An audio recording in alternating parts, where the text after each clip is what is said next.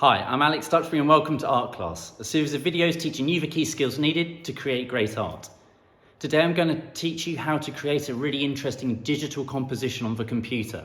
So even if you don't have physical materials to create a collage with at home, you can still produce a really fantastic, interesting composition that you can then use to inspire you for your future pieces, a bit like the design on the wall behind me. Can I make an original collaged composition using only digital media? And can I make this interesting design using basic everyday computer programs? Until recently, it's always been very tricky to produce a really interesting digital collage unless you've got expensive programs like Photoshop at your disposal. But now, on basic programs like Microsoft Word and PowerPoint, there are some fantastic new tools that you can use to produce really stunning visuals. First, you need to pick the theme that you want to focus on. For my composition, I'm picking a World War II theme where I want a squadron of Spitfires flying back over the idyllic countryside and Seven Sisters on the south coast of Britain. Let's see how we can put all of this together to create a really stunning digital composition.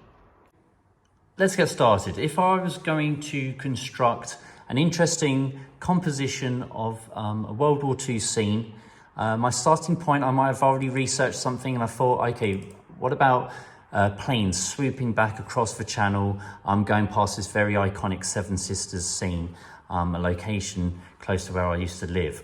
So that may be the basis of where I've got the image already, and now I'm trying to think of other elements to put inside it. So I might have already researched and got some pictures of Spitfires or a boat or a radio transmitter. Maybe I'll have something in the foreground as well. So what about researching something like a World War II pillbox? Scroll down, but also think about it as you're looking for suitable ones, something that will fit the correct angle. So if I'm wanting it in the foreground, I do need to think about, well, wait a minute, okay, if I'm going to be putting it down here, I may be needing to sort of look almost on a level or slightly top down. It's worth considering that as you're looking along, and then scroll through until you find something that you think may be suitable. Something like that, for example, could work nicely for this piece. So right click on it, save image, call it something that you remember, and let's save it. Once you've done that, open up a Word document. Just create a blank document. Let's make it full-size screen.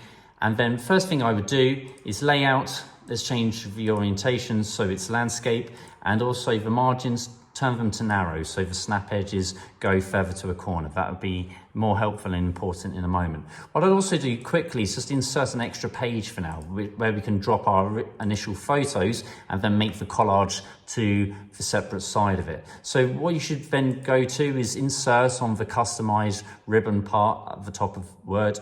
Click on pictures, select all of these, and then drop them in. And what you'll see is they all come up different shapes and sizes, okay, depending on what images you've got. So what you have to do is one by one, format each of these, go to text wrap, press tight, and then position, click on any one of these, but basically this will help take them over these green snap edges where Microsoft Office is trying to help you design and produce neat and visually appealing layouts, but actually we want to potentially go all the way up to the edge of the page. So this will help you sort of drag them over the top. But now do that with each of your different pictures, okay? So each one you can select and then they will be able to be seen close together and you can have them all laid out on one page. Steps using the basic tools found on the Customize ribbon. First click Insert and select Picture. Then click on the Format tab and crop the images. Also press Position with text wrapping and wrap as tight. And now this is the real game changer found on the left-hand side of the Format icon. It's Remove Background. Okay, so you've now got all of your key images that you're going to need for this composition. So this was the main one I wanted.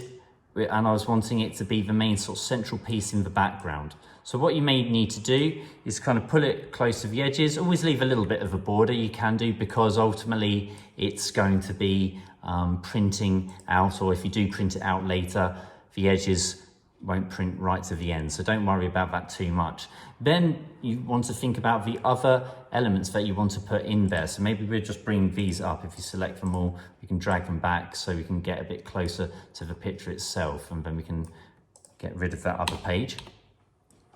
Something like the Spitfire, I wanted to have that Spitfire in here. Now this is the key bit where you need to, and this is the really good new part that they have in Microsoft Word and also in PowerPoint.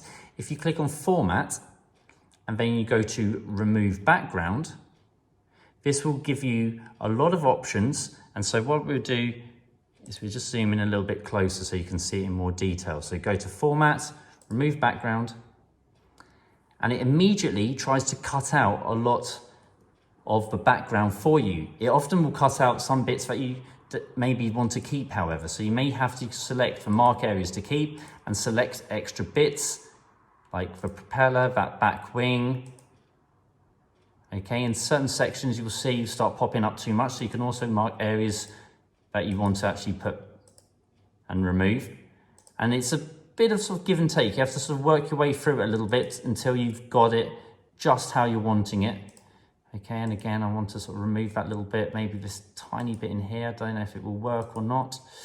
Not quite, so maybe just one last time with that wing. Can I get that wing back in there? I think that's pretty good. Okay, so even if it's got a little bit showing, that still has the majority of what you wanted. So then you can keep changes, and you've got that kind of outline of the plane. Then, of course, we can drag it back. So if we zoom back out, down in the bottom corner here, we can see both pages again alongside each other, and we can drag this one over. But what you need to do is right click on this one. That's the main image that we're going to paste everything onto. If you right click and center back, it should be now the case that you can drag all these other images on top and you can lay them in front. So it's on top of this background scene. Okay, but what I might want to do is just having one plane on its own flying along may not quite fit the scene. So actually what you can do is copy and paste.